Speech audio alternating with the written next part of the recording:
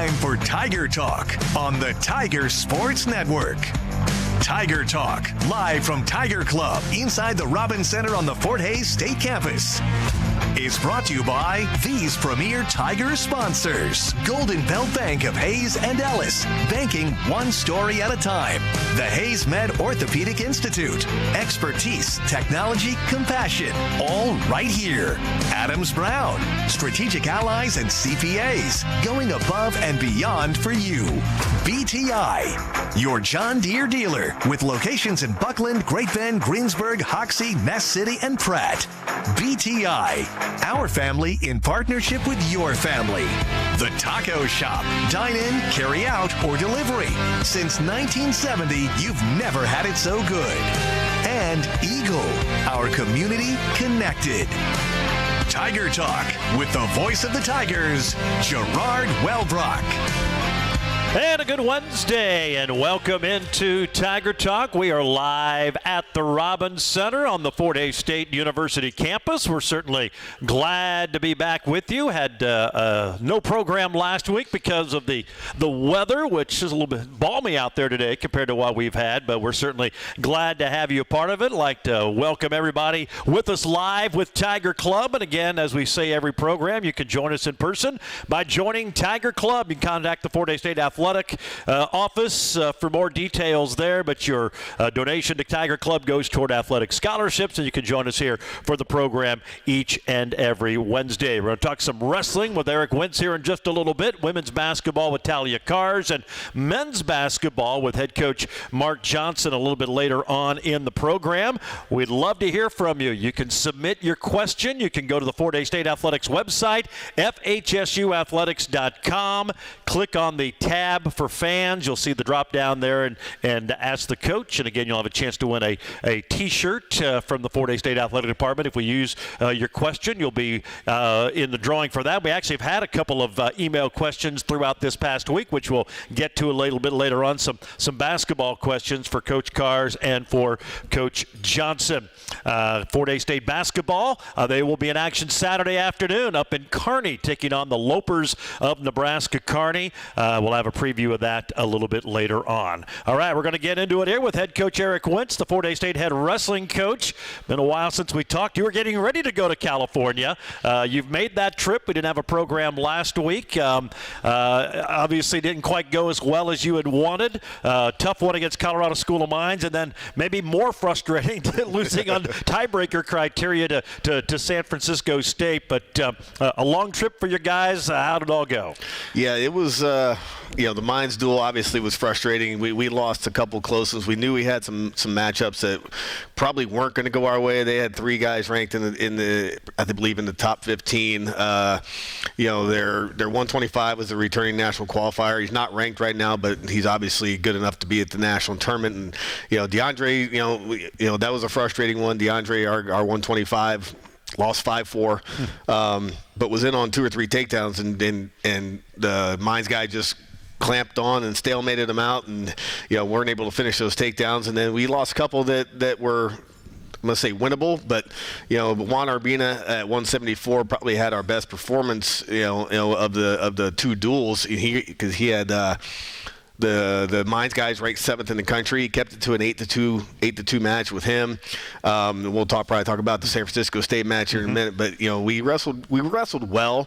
Just sometimes our youth was exposed. We worked on how they wrestle and what we can do to prevent what they do, which is a lot of scrambling, a lot of rolling around and leg passing and getting in weird positions. And they had to throw the kitchen sink at us in a couple of matches, and they ended up coming out on top. But we won a couple. It was a good win for Terrius to kind of keep things going for him, and then Tony Caldwell winning an overtime match against a pretty solid freshman from Mines. So but yeah, it was frustrating. But we had a couple of calls not go our way and some matches that were close.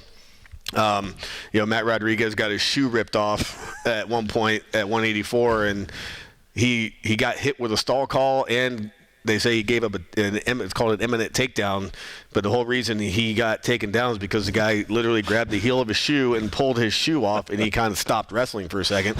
And but it is what it is. The good thing is a lot of those matches were close. So going into the regional tournament, we feel like we can make the adjustments to win some of those we maybe not on paper are supposed to win. You've got veteran guys, but it's you do have a relatively young squad, and you kind of lose track and forget about that sometimes. And this is all new experiences for these guys who they're gonna learn from it as the season goes, and obviously as their careers roll on. Yeah. We got, I think, 6 of our 10 guys are underclassmen, and that's redshirt freshmen, sophomores, 1 or 2 true freshmen maybe. But it's when you only got a couple guys in the lineup that have been at the regional tournament or even at the national tournament. The youth can get exposed pretty quick when you're wrestling a veteran team, and that's what Mines has. Mines and San Francisco State were junior and senior heavy, so it definitely plays a part. You won those last 2 matches against Mines, had to give you a little bit of momentum going into San Francisco State, and it was a great contest. You end up losing 19-18. They win it on tiebreaker criteria. Maybe explain how that works in a situation like this. Yeah. So when you finish the dual meet and you're tied, it goes there's 12 different criteria, and it kind of goes from first one is most 6-point victories. That's either pins or forfeits or disqualifications. So the team that has the most 6-point victories. Then it goes to most actual matches won, which is, I think, what that one came down to criteria too. I mean, I've had dual meets in the past go down to the 7th or 8th criteria, which is least penalty points or first actual points scored in the dual meet. So if it's they go all the way back to the first match, and whoever scores the first action point, that team will win the dual meet. And so it is a little frustrating. Again, in that one we lost 1 match by 1. Some pretty questionable officiating. The case of Lindsay was up by 3 with about 30 seconds to go, and the referee handed the guy 4 points in the last 20 seconds. And so that was pretty frustrating. And then we lost 2 overtime matches. Matt Rodriguez, chased the guy all over the mat for 7 minutes, and then the guy countered one of his attacks in overtime and got a takedown to win. And Tony Caldwell pushed the guy around in back and forth battle, and he ended up losing a late call, late takedown in regulation. But we win any one of those matches, and we win the dual meet outright. But DeAndre Brown really had a good weekend. Like I said, we had a really good match against Mines Kid, who's a national qualifier last year, and then but really turned it on against a pretty solid San Francisco State guy. And their whole team was very physical, which we knew going in, and he took advantage of the guy trying to attack, and he got the guy airborne a couple times, got the crowd going ooh and ah, even though it was against their guy, because we certainly didn't have any fans other than my wife and kids in San Francisco. But it was he wrestled really well. Kevin Honas got things or kept things going. He got a tech fall against another solid San Francisco State guy in that duel. And then they kind of rattled off a couple in a row that were really tight, hotly contested matches, and they were pretty junior, senior heavy. And then, like I said, Juan Urbina at 174 goes out and he wins by major decision over a top 20 wrestler. The guy was ranked 17th in the country, and Juan went out, threw him on his back, turned him, took him down again, and the guy ended up resorting to essentially cheating. He was grabbing the headgear, grabbing singlet, anything he could get a hold of to slow the action down. And Juan wrestled a really solid match, and that's the thing we've been working on with him is just, he's got potential to put big points on the board. He's dangerous. That's why we like him. So he, if he can find a way to keep doing that, the way he wrestled that match the rest of the year, he could find himself at the national tournament pretty quick. That's exciting to see, and it was good to see guys got off to a quick start in that one, unlike the match before against Colorado School of Mines. That obviously getting that early momentum is always nice. Yeah. And those first 2 guys really set the tone for the rest of the duel. And like I said, the other matches, we lost 1 in overtime. We lost 1 by 1. Cody Hicks lost to a really solid kid at 165, who's I think he might be ranked. I think both their 57 and 65s are ranked in the top 20 right now. So they've got a pretty solid middle of the lineup. But again, it was good to get those looks so that we know going into the national qualifier, what adjustments we need to make to hopefully come out on top in those close matches. You mentioned some interesting calls, and this is not going to be an indictment on officiating, but what you're seeing basketball, I mean, 4 days may go up to Minnesota in non-conference early, or go down to whatever, those early inter-regions, and you get officials from different conferences, and it's just called differently. Because a foul's a foul. I mean, it should be simple, but it's not always called that way. Yep. Is it that way in wrestling? Different parts of the region where just how things are called, and you have to adjust to it a little bit? Yeah, and you get more veteran officials, I feel like, in our area, and as you go east, you get more veteran officials and guys who are doing more, guys who get assigned to do big Division I matches. You see a lot of times we get the same official for our duels that 2 days later will be officiating like an Iowa versus Nebraska duel. But when you go west, there's just not as many opportunities for these officials to get high level wrestling. They're doing a lot of junior college, they're doing some NAIAs, and they might go up to Oregon.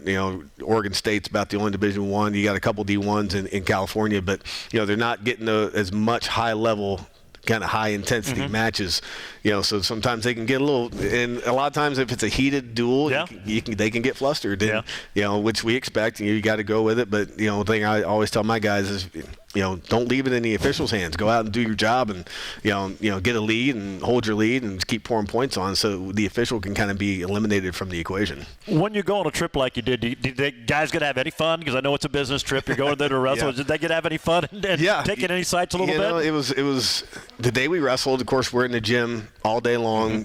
From like 12 o'clock until 7. It's dark outside. Gorgeous day.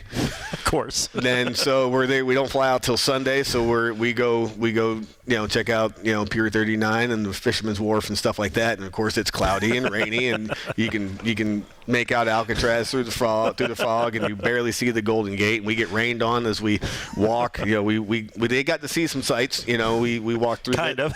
Yeah. So but they got to eat some good food in Little Italy, and see the sea lions were still hanging out at the piers, so that was cool. Some of these guys may have never ever seen that before, so it was good that we got to do a little bit of that and see the social scene of San Francisco, and it was good. It was a good trip. Well, that's a big part of it as well. Great opportunities, and more than just on the mats. And now you look. I mean, you had those, and you got like a 20-day layoff now before you go again at Newman and at Central Missouri on the 25th, and then the 28th along a couple of stretches there. How do you handle this downtime? I know classes back cranked up yesterday, and kind of get back into that school routine, but how do you handle all that with such a layoff from events? We just try to keep them finely tuned as we can. So on Sunday this past week, we were penciled in to send some guys to Central Missouri for an open they host, but with the weather and things like that, we chose not to go. It ended up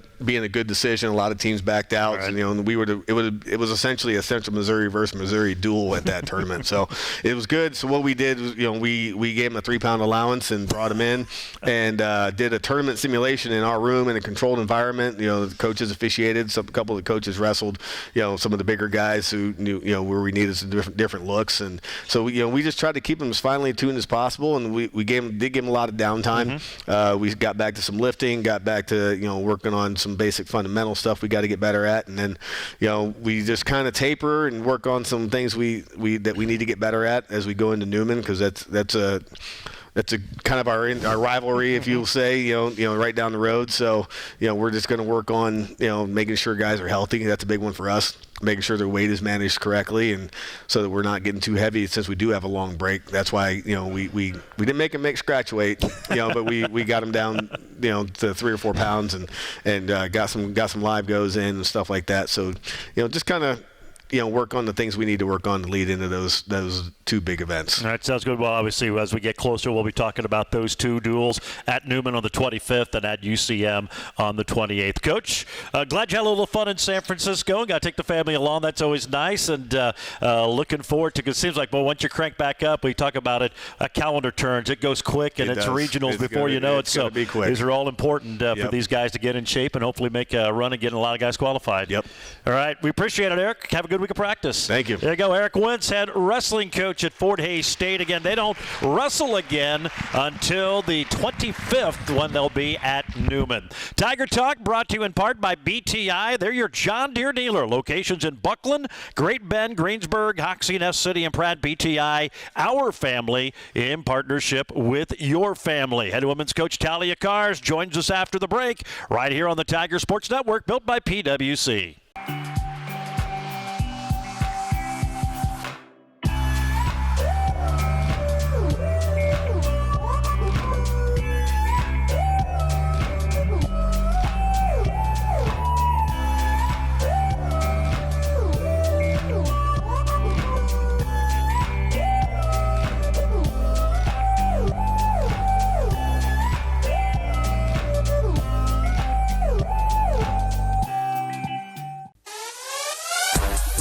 Wagner hands it off to Ruddle. Ruddle left elbow back to Katie and Lola Hollenbeck. Spins around Campbell. Underhand flip shot goes in. 6 for Olivia Hollenbeck. And the Tigers lead 11-8. It's a 5-0 run by Fort Hays State. Yeah, some of the action from Saturday at John Lance Arena in Pittsburgh. Tiger women get a big win over a nationally ranked Pittsburgh State squad. Welcome back in to Tiger Talk, and the Kansas Department of Transportation and the Drive to Zero Coalition invite you to join Tiger fans with a plan. If you're going to be drinking, always designate a sober driver. We are joined by head women's coach Talia Cars. A split on the last road trip down in Joplin, losing on Thursday night 67-58 to the Lions, but then a big bounce back, beating Pitt State Saturday afternoon 68-53. We'll touch on the Southern game a little bit. Gave up a big run, wasn't good, but it was nice to see your team bounce back and play well and look like the team prior to Christmas, because you were playing at a high level. We talked about that a lot, and just hadn't quite been at that same level since Christmas, but kind of got back to that on Saturday, and that was a nice way to end the road trip after the disappointment on Thursday night. Yeah, no, one thing I can say about Thursday of a positive is that our girls didn't give up, and we did not have a good second quarter, and that really kind of affected the entire game, but our girls came out in the second half and really got into it on defense and made them take tough shots, and then executed some stuff on offense better than we did in the first half. You know, it's funny because the Southern game was a good game, and they're the hottest team in the conference right now. Yeah. It's kind of interesting. You look at the MIAA, it's a heck of a race, and there's going to be there'll be more probably losses by a champion this year than there's been in a long time. But it was a back and forth game, and for whatever reason, your team's there have been stretches this year, but for whatever reason, it just goes cold, and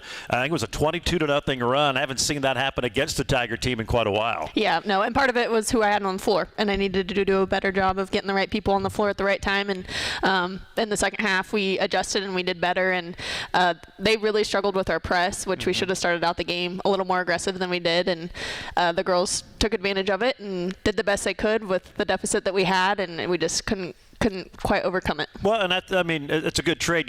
The Central Missouri game at home was another one you fell behind big and had a chance, came back, and I guess that's a good sign. I mean, this team plays the whole 40 minutes and gave them a couple of possessions where if you could have scored, now you put a little pressure on them, you get it to within striking range. It didn't happen, but it was good to see, as you said, your gals never giving up. Yeah, we get a little contagious on our shot selection in those droughts.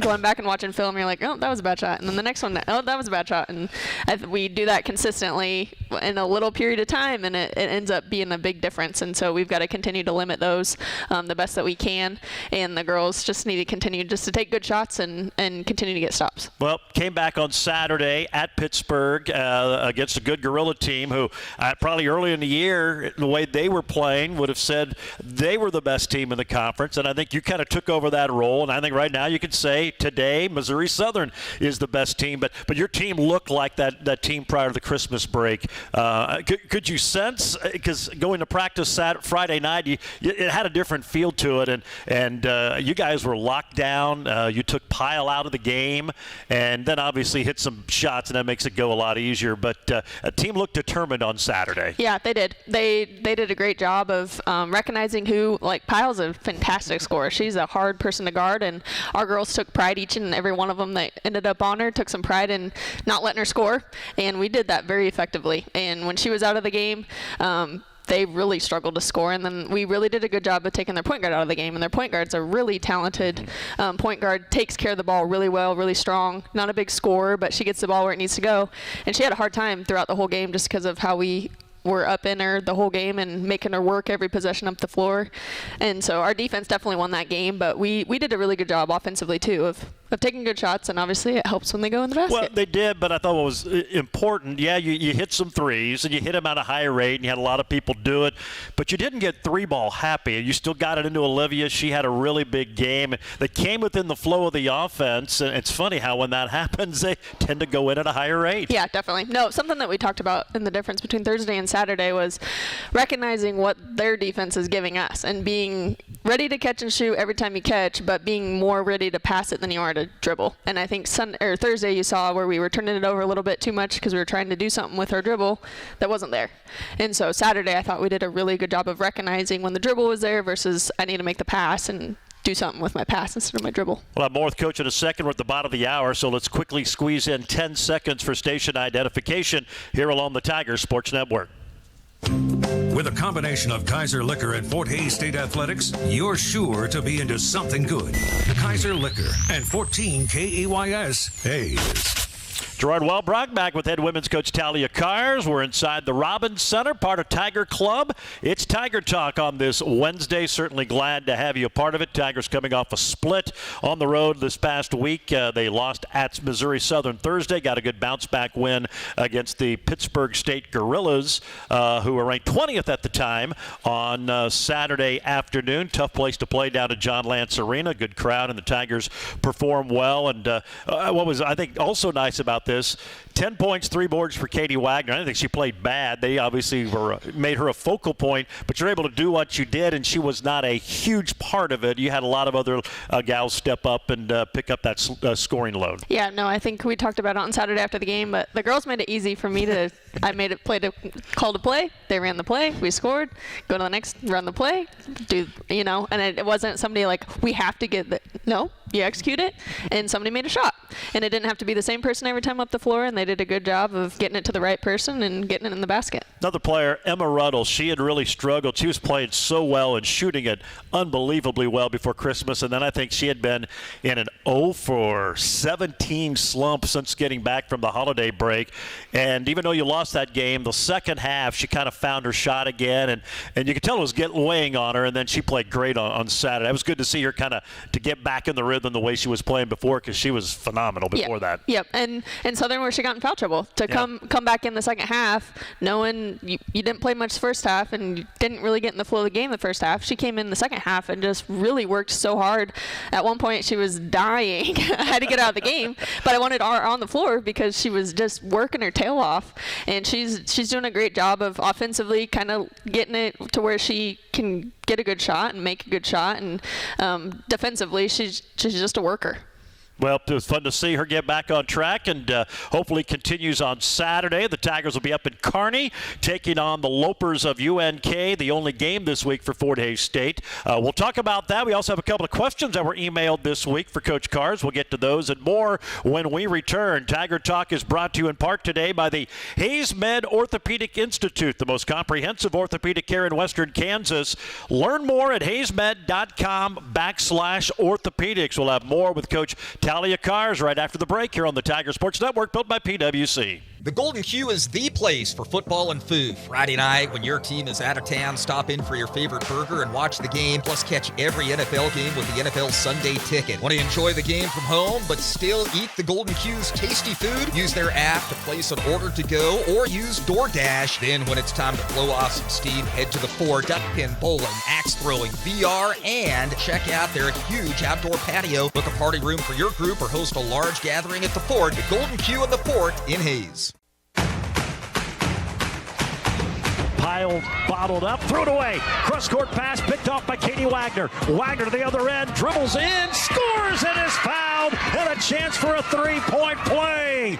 Yeah, some of the action from Saturday down in Pittsburgh. Tiger women beat the Gorillas 68-53. Fort Hays State ranked 20th this week in the Division II coaches poll. They'll be up in Kearney to take on the Lopers of UNK. We'll get a preview here in just a minute. We did have a couple of questions emailed in this week for Coach Kars.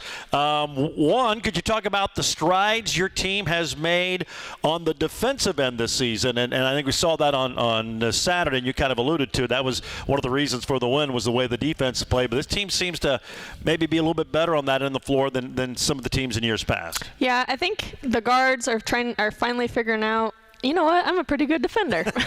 And realizing, like, if I got pressed every single possession of every single game and I had to dribble it up the floor every single possession of it would get exhausting.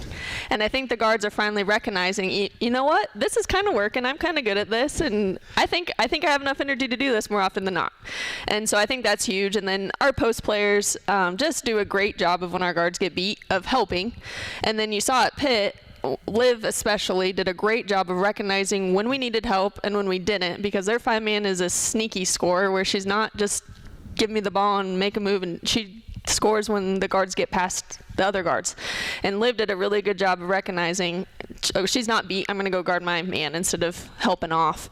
And we're just doing a better job of that. And they've really kind of bought into that, and that we're going to be up in people in the full court. And in the full court, our guards are obviously on the ball, but our post are ready to rotate and make steals when they make the guards make a bad pass.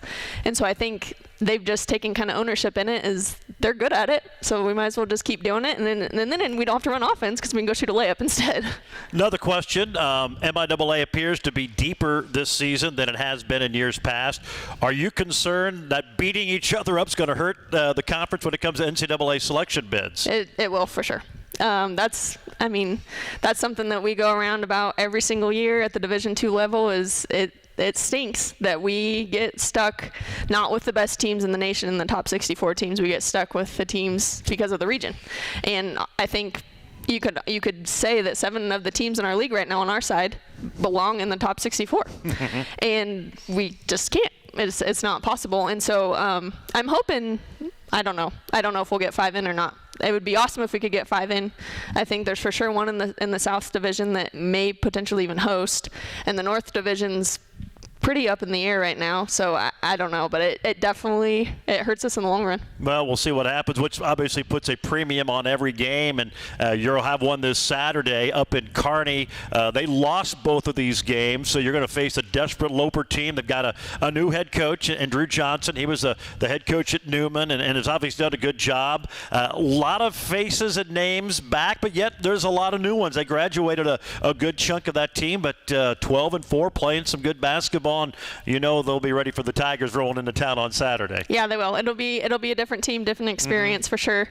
Honestly, one of the best players is Kaya Wilson that was playing for us last year. She's doing a great job down there, and she's scoring when she can. She's running the floor really hard, and then their starting 5 is pretty experienced besides their point guard, and their point guard's doing a really good job with what little experience she has. She's getting the ball where it needs to go, and so that'll be a definite focus for us to get her slowed down and try to take advantage of that. Yeah, it's always a big game. You've got a lot of Nebraskans on your roster, and they get a lot of friends and family. There's always a good contingency of black and gold fans up at the Health and Sports Center, but obviously it's a big game for them with all the Nebraska ties, including yourself. Yep. No, going to Nebraska is huge, but then we also have the kids that played for Drew in the summer. Right. So then the Wichita kids also have it out for Drew a little bit too. So there's like a lot of different connections still, even though Carrie's not there anymore. It's still a pretty personal game. Doing a lot of stuff that he did at Newman. What's their style of play this year with him as head coach? They've mixed it up a lot. Mm-hmm. He's done a great job of taking what they had there and turn it into something new, and he's running a little bit of similar stuff as Newman, but really not. He did a really good job adjusting his offense to what they do really well, and they're scoring the ball really well, and they guard the ball really well. They struggled this weekend with both teams' physicality, but they're a tough team. Yep, 2 of the top defensive teams in the conference hooking up in this one. Should be a lot of fun. 2 o'clock tip up at the Health and Sports Center for the Fort Hays State women and Nebraska Kearney. Coach, as always, appreciate appreciate the time. Have a great rest of the week of practice, and we'll see you up in Kearney Saturday afternoon. Thanks, Jordan. There you go. Talia Cars, head coach of the Fort Hays State women. Again, 2 o'clock tip for their game with the Lopers. Tiger Talk brought to you in part today by Golden Belt Bank. Your life has a story. Golden Belt Bank wants to get to know that story. Golden Belt Bank of Hays and Ellis. Visit them online at goldenbeltbank.com. We'll take a break. Men's coach Mark Johnson joins us next here on the Tiger Sports Network, built by PwC. Ready to discover something new? The next time you're in your car, tune your radio to 94.3 FM. It's here. It's Hayes' greatest hits. Love it. On 1400 KAYS and 94.3 FM.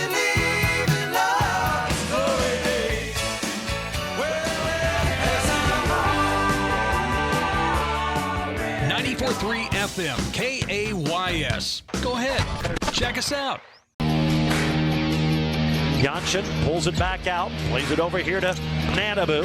Nanabu attacks, gets by Thompson to the rim. He flushes it with 2 hands. A 2-handed dunk by Nanabu gives him 31 tonight. Second year in a row, a Tiger has gone for 30 or more in Joplin.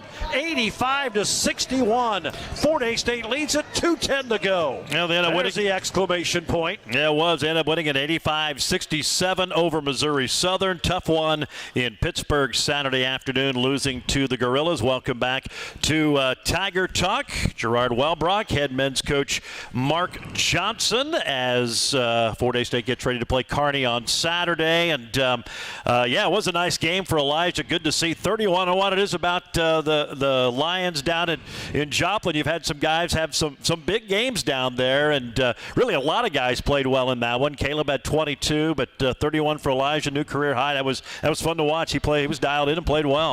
Yeah, he was aggressive and got to the rim, and then he hit his mid-range. Anytime he hits his mid-range, he's pretty hard to guard. Not always consistent with that, as probably as much as he would like, but he was at Southern and played really well and was aggressive. And like I said, Caleb had a good night, and I thought Connor Lindell came in and gave us a good boost. I think he had 5. I think him and Sean both. I think they combined for like 13 points, maybe 13 rebounds and 4 blocks. So I thought those guys came in and gave us a big boost, and fell behind early, but kind of got it under control and got it back and just kept grinded on them a little bit, possession after possession, and then kind of blew it open the second half. Yeah, you were down 14 with the 11-minute mark of the first half, and ended up having a 4-point halftime lead. And they hit some threes late to kind of make that look a little bit misleading. But boy, defensively, and they're a big team, and they've got talent.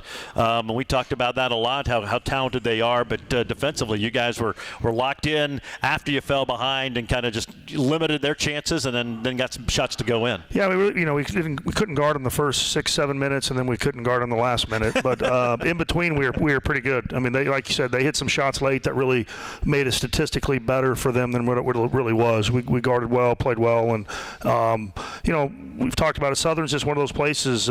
We either play exceptional or we don't play very good. There really hasn't been much in between there. And really the last 3 times or 4 times we've played really good there. So good way to get your road trip started off, winning those Thursday games. It's just, it makes the rest of the trip a little bit better. Obviously, when you go to practice on Friday, coming off a win is a little better, and just everything you do makes the trip about as enjoyable as it can be when you're on a 4-day road trip and doing those kind of things. Well, I guess the only bummer is when you don't win on Saturday, and for about 30 minutes you were right there playing well against a good Pitt team, and we've seen it here at home a lot. The back end of those trips, and then you're a bit shorthanded right now with RJ's back issue. Just felt like the guys kind of ran out of steam. You had that 7-point lead and just couldn't make it stick there down the stretch. Yeah, and they're a good team. I mean, all these teams are much better. Like I said, I don't know if our top 3 for the first time in quite a while is necessarily elite. But the strength of this league has always been depth, and I would say this is as good as it's ever been. I mean, these teams are really good. This is one of Pitt's better teams they've had in quite some time, and they went small. They're 2 big guys. They had 2 really big, huge, probably the 2 biggest guys in our conference from a size standpoint, and I just remember being down at Central Oklahoma, like I think we talked about after the game. Central Oklahoma lost to them and said we were doing fine until they went small, and then they went small. We just really struggled to guard them, and we found out right before warmups that those guys weren't going to play, and they went small, and they're hard to guard, and really just came down to the end. I think they finished 5 of 6 from the field. He was tied with 6:43 to go. They finished 5 of 6, and we finished 1 of 10, and you can't do that on either end. You got to get stops to win close games down the stretch, and like we said, you got to be able to make a few shots here and there to get yourself over the hump down the stretch, and we weren't able to do that. And they had a couple guys that had some good nights. The English kid's a very good player, and I think they're really ready, locked in for us, and they're going to continue to win some games. They're one of the better teams in the league. Yeah, English 24 and 14 for him, and Shaw, who was ineligible the first semester, added 16. Two guys become eligible this semester, and so that kind of makes their record look a little misleading. But those two guys back, as you said, they're as talented lineup as anybody throws out there. Yeah, I mean, Tanner Mance hit 4 threes. Him and Shaw just got ready to go, just got eligible at Christmas. I think, like I said, when they have their full allotment of team, they're as good or talented as anybody in the conference. I think you can say that about 6 or 7 teams that still have. We're not quite. I guess this week will be the halfway point of the conference season, and you probably are going to have at least six teams that still have a chance to win the conference regular season title, and I think that's the kind of balance we have this year. You mentioned R.J. Crawford. Anyone watched him at home last time here could tell he was struggling with the back. Didn't play at all on this road trip. Any update on him, how he's doing? Hopeful, but not very optimistic. I don't know how else to say that. I would anticipate him playing. Lucas is out, so our numbers are getting pretty thin. We don't have very many guards right now. Jaheim aggravated his foot. He broke last year in the Pitt game, but I think he will be okay. I think he's better today. It's getting better. We were concerned it wasn't going to get better, and that's obviously not a good sign.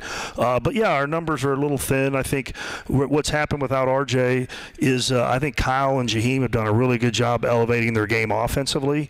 Where we're feeling the impact the most is defensively. Jaheim is just a lot smaller and guys can shoot over him. That impacts our defense. And then Kyle just can't move to that level of like RJ's just not as quick laterally defensively as RJ is. So I think what they've done a good job is we haven't seen maybe the offensive struggles without him, because I think when he's good to go, RJ's our second or third best player. But I think it's affecting our defense as we move forward, and that's not probably going to change. So we got to just got to play through it and keep battling, which I think our guys have done a good job of, and just keep doing the best we can. Well, the Tigers will be on the road Saturday up in Kearney, taking on the Lopers of Nebraska Kearney, and we'll get a preview of that. We also had some questions emailed in for the coach this week, so we'll get to those when we return. Tiger Talk is brought to you today by The Taco Shop. Whether you order by phone, use their handy app, dine in, carry out, or delivery, you've never had it so good. The Taco Shop, they've been a Hayes tradition since 1970. Back with more Tiger Talk after the break here on the Tiger Sports Network, built by PwC.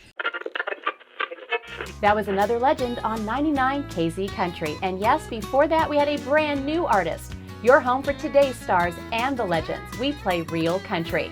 I'm Teresa Trapp. Weather, news, sports, it's all here. We're on Facebook, and there is a listen live link at hayespost.com. Dial us in on your radio at 99.5 FM. KHAZ, Real Country. 99 KZ Country. Hammocky to the foul line, over to B, open for a three-pointer. Bang! He knocked it in from the right wing. Beyonce Janssen with 7, 25-20. Fort Hays State up by 5. It's their biggest lead of the game. Yeah, some of the action from Saturday in Pittsburgh. Tigers come up short against the Gorillas. They'll be on the road this Saturday, and then that schedule kind of flips around and get a heavy load of home games.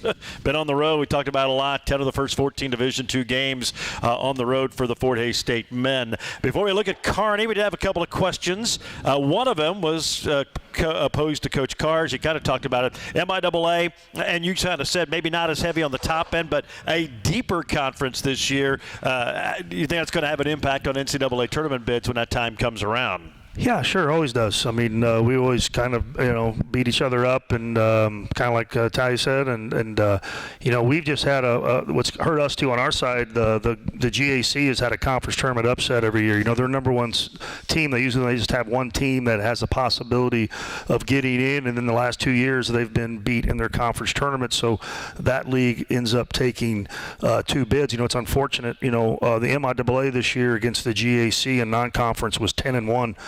Their only win was a 2-point win on home floor of one of their teams.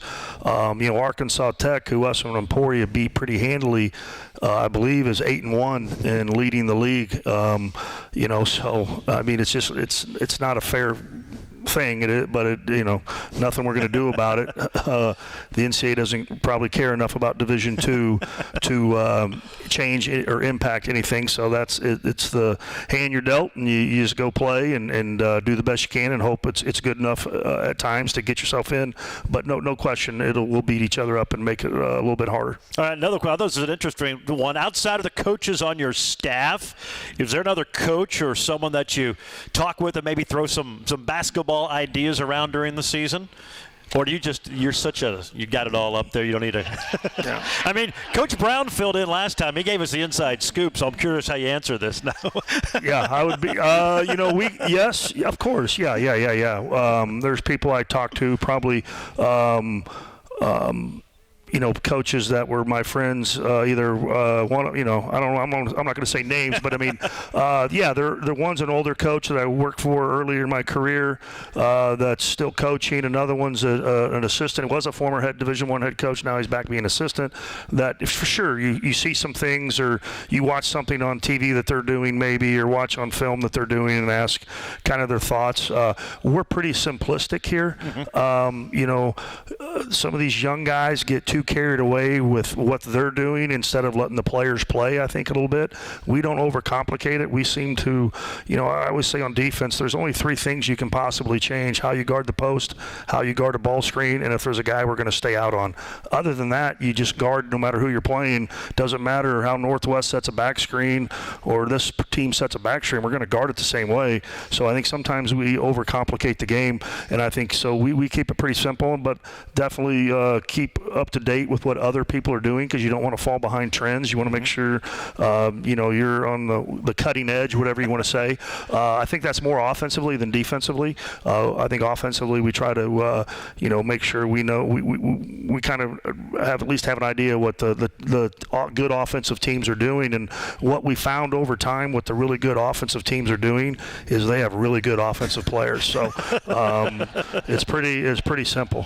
Yeah, it's funny. We've talked about all the complexities of the game of basketball. It still comes down to you put the ball through the basket, and you do it at a really high rate, you've got a really chance to win games at a really high. It's really a simple game. Yeah, it seems to go that way. But you definitely there's people you want to rely on about some stuff outside of our staff. I'm lucky to have Jeremy. Jeremy's a high level basketball coach. Really does a great job with our players. Does a great job with scouting and things like that. And we feel. I feel like that gives us an edge a little bit as we go in to play other people. All right. Speaking of other people, Nebraska Kearney on Saturday, the next game up for the Tigers, back on the road, ending that stretch of a lot of road games. And a Loper team, obviously they've dealt with a lot. They've got an interim head coach now and assistant Antoine Young, and they brought in some talent. It's a talented group, and you see signs of it. It's just been hard for them to, with everything going on, put it all together. But boy, they got some guys who can shoot it. They're more athletic than they've been. This will be another challenge on Saturday. No question. This isn't coach speak. This is the most talented they've been since probably 2016 when they had Connor Baranek.